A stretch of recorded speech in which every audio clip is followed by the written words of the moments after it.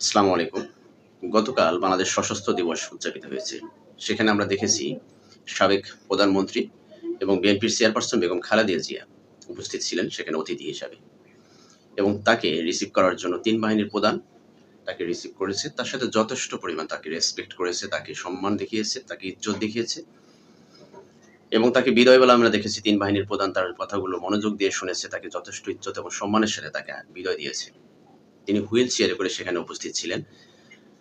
এবং তার সাথে আরো কথা বলেছেন আমাদের মাননীয় প্রধান উপদেষ্টা বেশ কিছুক্ষণ যাবৎ তার সাথে কথা বলেছে। তার সাথে একটা বৈঠক হয়েছে।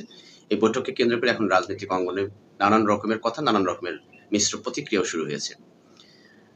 তো আমি এইজন্য বলছি কথাগুলো যে একজন মানুষ কতটা জনপ্রিয় হইলে, কতটা ইজ্জত সম্মানের হইলে, কতটা সম্মান দেখাইলে ৩ বাহিনীর প্রধান বর্তমানে যারা আছেন, অধিকাংশ প্রধানগুলো আমাদের সাবেক প্রধানমন্ত্রী শেখ হাসিনার নিয়োগপ্রাপ্ত।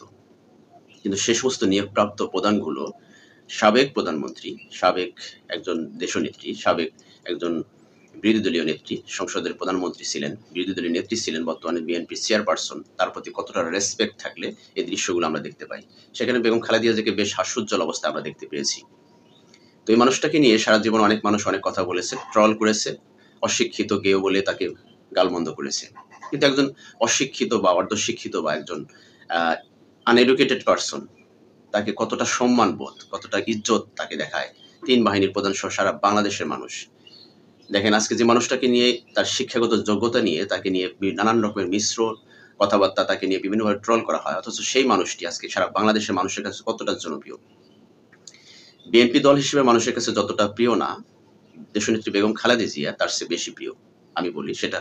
কেননা এই মানুষটার আজ অবধি পর্যন্ত সে মানুষ অশিক্ষিত হইলেও তার মুখ থেকে কোনো বেফাঁস কথাবার্তা অথবা কোনো মানুষকে বেইজ্জত কথাবার্তা তাকে নিয়ে কোনো কুরুচিপূর্ণ মন্তব্য করা আজ পর্যন্ত তার মুখ দিয়ে বের হয়নি। কিন্তু দেখেন লক্ষ্য করে দেখেন অপর একজন তিনি শিক্ষিত, অনেক এডুকেটেড পারসন নিজেকে অনেক কিছু মনে করে। কিন্তু তার কথাবার্তা, তার যে বক্তব্য তাকে এবং অন্যকে নিয়ে যেভাবে মন্তব্য করে বিরূপ মন্তব্য বা প্রতিক্রিয়া দেখায়, তার সাথে তার যদি পার্থক্য খুঁজতে যান রাত আর দিন তফাৎ। গত ১৬ বছর বা ১৫ বছর যাই বলেন না কেন, এই মহিষী নারী বেগম খালেদা জিয়া যেভাবে নির্যাতিত, নিপীড়িত হয়েছে, অত্যাচারিত হয়েছে, অথচ সেই নারীর মুখ থেকে আজ অবধি পর্যন্ত কখনো শুনতে পারবেন না যে এই নারীটা অন্য কোনো নেত্রী বা অন্য কোনো নেতাকে নিয়ে কুরুচিপূর্ণ বক্তব্য দিয়েছেন। যার কারণে তার ইজ্জত সম্মান আল্লাহ দিয়েছেন এবং তাকে এভাবে তিনি মানুষের কাছে ইজ্জত সম্মান পান। আজকে তিনি বয়সের ভারে নুয়ে গেছেন, অসুস্থতার কারণে নুয়ে গেছেন, হুইল চেয়ারে সে চলাফেরা করেন। অথচ এই নেত্রী যেখানে যাচ্ছে, যেখানে উপস্থিত হচ্ছেন, সেখানে সমস্ত মানুষ দল মত এবং বয়স সবকিছু উপেক্ষা করে তাকে শ্রদ্ধা, সম্মান, ইজ্জত দিচ্ছে। অপরদিকে আরেকজন নারী যিনি নাকি আর একটা দলের চেয়ারপারসন, তাকে দেখেন মানুষ কতটা গালমন্দ করছে। তিনি শিক্ষিত মহিলা এবং একজন অভিজ্ঞ দক্ষ একজন দেশ দলের চেয়ারপারসন।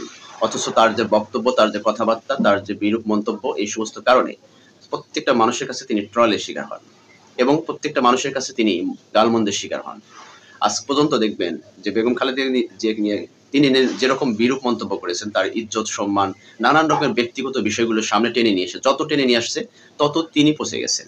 আর ইজ্জত সম্মান দেওয়ার মালিক হচ্ছে আল্লাহ। আল্লাহ যাকে সম্মান দেয় তাকে পিছন থেকে যতই টানাটানি করা যায় তার সম্মান বোধ একটুকু নষ্ট করা যায় না। ইজ্জত সম্মান তার বাড়তে থাকে, এটাই স্বাভাবিক। আর আল্লাহ যাকে বেইজ্জত করে তাকে আর কেউ সম্মান দেখিয়েও লাভ নেই। আপনি দেখেন এই চেয়ারপারসনকে নিয়ে বেগম খালেদা জিয়াকে নিয়ে আওয়ামী লীগের চেয়ারপারসন বা আওয়ামী লীগের সভানেত্রী শেখ হাসিনা তিনি কত রকমের কথাবার্তা বলেছে, তার ব্যক্তিগত বিষয়গুলো সামনে নিয়ে এসেছে। কিন্তু নিয়ে এসে দেখেন আজকে তার এক চুল পরিমাণ তার যে সম্মান বা ইজ্জত তাকে কিন্তু নষ্ট করতে পারেনি। আজকে যে এই সশস্ত্র বাহিনীর অনুষ্ঠানে তিনি উপস্থিত ছিলেন, সেখানে সশস্ত্র বাহিনীর প্রধান, ৩ বাহিনীর প্রধানকে তার প্রতি যে শ্রদ্ধাবোধ, তার যে প্রতি যে সম্মানবোধ, তার প্রতি যে ইজ্জত দেখিয়েছেন, এটা দেখলেই বোঝা যায় যে একজন দেশনেত্রী বা একজন জননেত্রী বলেন, একজন সাবেক প্রধানমন্ত্রী বা বর্তমানে একটা দলের চেয়ারপারসন, তার সম্মানবোধটা কতটা হলে ৩ বাহিনীর প্রধান তাকে এতটা ইজ্জত সম্মান দেখিয়ে দেখান। এবং সেখানে আমরা দেখেছি একজন এখন বাংলাদেশের সবচাইতে যিনি হচ্ছেন প্রধান, মাননীয় প্রধান উপদেষ্টা, তিনিও এই এই বয়সী নারীর সাথে, এই মহিষী নারীর সাথে তিনি দীর্ঘক্ষণ বসে বৈঠক করেছেন একটা দেশের প্রধান হয়ে। অথচ আরেকজন কোথায় বসে আছে। তো আমি কথাগুলো এই জন্য বলছি যে মানুষ যদি কাউকে বিভিন্নভাবে ট্রল করে বা বিভিন্নভাবে তার ব্যক্তিগত বিষয়গুলো সামনে আনার চেষ্টা করে, ইজ্জত সম্মান তার চলে যায়। যার সম্পর্কে বলে তার ইজ্জত সম্মান আল্লাহ বাড়িয়ে দেয়। এটি সবচেয়ে বড় কথা। আপনি বিএনপির চেয়ারপারসনের ব্যক্তিগত বিষয় নিয়ে অনেক কথাবার্তা অনেক নেতারাই বলেন। একজন অশিক্ষিত মহিলা হিসেবে তাকে আখ্যায়িত করার চেষ্টা করে। দেখেন, রাজনৈতিক একটা প্রজ্ঞা আর শিক্ষাগত যোগ্যতা হচ্ছে আরেকটা বিষয়। শুধু শিক্ষাগত সার্টিফিকেট থাকলে সে যে রাজনৈতিকভাবে দক্ষ হবে বা ব্যক্তিগতভাবে সে যে একজন সুশিক্ষিত হবে, এটা কোনো কথা না। অনেক ব্যক্তি আছে যারা হাই এডুকেটেড পারসন, অথচ সে দুর্নীতির সাথে সম্পৃক্ত হয়ে গেছে। সমাজের সবচেয়ে জঘন্য কাজের সাথে সে সম্পৃক্ত হয়ে গেছে। একাডেমিক জ্ঞান এবং মানুষের ব্যক্তিগত জ্ঞান ভিন্ন জিনিস।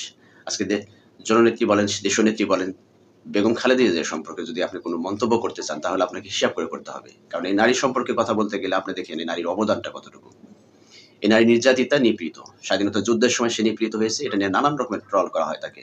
এবং পরবর্তী সময় এই নারী আপসীন নেত্রী, আপসীন দেশনেত্রী তাকে আখ্যায়িত এই জন্য করা হয়, কখনই সে দুর্নীতি, কখনই সে কোনো অপশক্তির সাথে বা কোনো দেশ বিরোধী কোনো শক্তির সাথে সে কখনো আপোষ হয়নি আজ অবধি পর্যন্ত, যার কারণে তাকে কারাভোগ করতে হয়েছে, যার কারণে তাকে নির্যাতিত হয়েছে, তাকে নিপীড়িত হইতে হয়েছে। অথচ এর উল্টো দিকে দেখেন, তিনি সমস্ত অপরাধীর সাথে সে আপোষ করেছে, যার কারণে ক্ষমতাকে সে ধরে রাখার জন্য, আঁকড়ে ধরে রাখার জন্য সে নানানভাবে চেষ্টা করিয়ে গেছে। কিন্তু অবশেষে তাকে মানুষের হাতে ইজ্জত হয়ে, ইজ্জত দিয়ে নানান রকমের ট্রলের শিকার হয়ে দেশ তার ছাড়তে হয়েছে। কিন্তু এই বেগম খালেদা জিয়াকে বারবার দেশ থেকে তাকে মাইনাস করার চেষ্টা করেছে, কিন্তু সে কখনোই এ দেশ থেকে বিতাড়িত হয়নি বা দেশ থেকে যেতেও চায়নি, যার কারণে সে তাকে কারাভোগ করতে হয়েছে। আজকে সে কারাভোগের পরে সে মুক্ত, বয়সের বারে নুয়ে গেছে, হুইল চেয়ারে চলাফেরা করছে, অথচ সেই মানুষটি এখন যেখানে যাচ্ছে সেখানে ইজ্জত সম্মানের সাথে তিনি সেখান থেকে আসছে। তাকে কোনো ব্যক্তি বা কোনো লোক বা কোনো রাজনৈতিক নেতা অথবা কোনো প্রশাসনিক কর্মকর্তারা তাকে যে অসম্মান করা বা তার প্রতি শ্রদ্ধাবোধ কম দেখানো কেউ কিন্তু দেখেনি। অথচ সবগুলো আপনি দেখেন ঊর্ধ্বতন কর্মকর্তা যারা সাবেক সরকারের নিয়োগপ্রাপ্ত, কিন্তু তারা তার প্রতি শ্রদ্ধাবোধ দেখানোর ক্ষেত্রে একটু চুল পরিমাণে কার্পণ্যতা করছে না। এটাই হচ্ছে সম্মান। এই সম্মানটা আল্লাহ দেওয়ার মালিক, যাকে দেয় তার সম্মানবোধ কেউ কমাইতে পারে না। তো বিএনপির চেয়ারপারসন হাস্যোজ্জ্বল দৃশ্যগুলো দেখে আমি আজকে এই ভিডিও করলাম এই জন্যই, যে একজন মানুষকে নিয়ে যতটা ছোট মনে করা হয়, যতটা তাকে ছোট করা বা হেয় করার মতো মন মানসিকতা যারা দেখায়, তাদেরকে আল্লাহ অসম্মানিত করে তাদেরকে দেশ থেকে বিতাড়িত করেছে। আর এই মানুষটাকে আল্লাহ কতটা সম্মান দিয়েছে, এটা বলার জন্য যে আজকে আসলে মানুষের বিপদ, মানুষকে ট্রল করা, মানুষকে নিয়ে ব্যক্তিগত বিষয় নিয়ে আঘাত করা, এগুলো থেকে আমরা সবাই বিরত থাকবো। কেননা এই বিষয়গুলো নিয়ে মানুষ যত বলাবলি করবে তার ইজ্জত সম্মান তত নিচের দিকে যাবে, আর যাকে নিয়ে বলবো তার ইজ্জত সম্মান আল্লাহ তাকে আরো বাড়িয়ে দেবেন। এটাই তো এই আপসীন নেত্রী, মহিষী নারী, যাই বলেন না কেন, তার ব্যক্তিগত বিষয়, তার পারিবারিক বিষয়, তার রাজনৈতিক বিষয়গুলো বিশ্লেষণ করলে আসলে অনেক বিশ্লেষণ করা যায়। তার বিশ্লেষণ করতে গেলে অনেক দীর্ঘ সময় বিশ্লেষণ করতে হবে। এই নারীর বিশ্লেষণ অনেক দীর্ঘক্ষণ বিশ্লেষণ করে নারী বিশ্লেষণ করে শেষ করা যাবে না। কেননা তিনি আমাদের দেশের সবচেয়ে দুঃসময় তিনি দেশের হাল ধরেছেন এবং দেশের বিরুদ্ধে বা দেশ সম্পর্কে দেশের বিরুদ্ধে যারা কাজ করেছে তাদের সাথে কখনোই সেই নারী আপোষ হয়নি। এই জন্য তাকে আপসীন নেত্রী বলা হয়। বা এই নারী আজ পর্যন্ত দেশ বিরোধী এমন কোনো কর্মকাণ্ড আছে বা কর্মকাণ্ডের সাথে লিপ্ত যারা আছে তাদের সাথে কখনোই সে আপোষ হয়নি। দেশকে ভালোবাসে, দেশের মানুষকে ভালোবাসে, দেশের মাটিকে ভালোবাসে, সবসময় দেশকে ভালো রাখার চেষ্টা করে। আমরা তার জন্য দোয়া করব তিনি যেন সুস্থ থাকেন এবং আগামীতে তিনি যেন জীবনের শেষ মুহূর্তে এসে দেশের দায়িত্বভার গ্রহণ করে একটি সুন্দর রাষ্ট্র, সুন্দর দেশ গড়িয়ে দিয়ে আমাদের মাঝ থেকে বিদায় নিতে পারেন। সেই সুস্বাস্থ্যতা কামনা করে আজকের মতো এখানে বিদায় নিচ্ছি। আল্লাহ হাফিজ। আসসালামু আলাইকুম ওয়া রাহমাতুল্লাহি ওয়া বারাকাতুহু।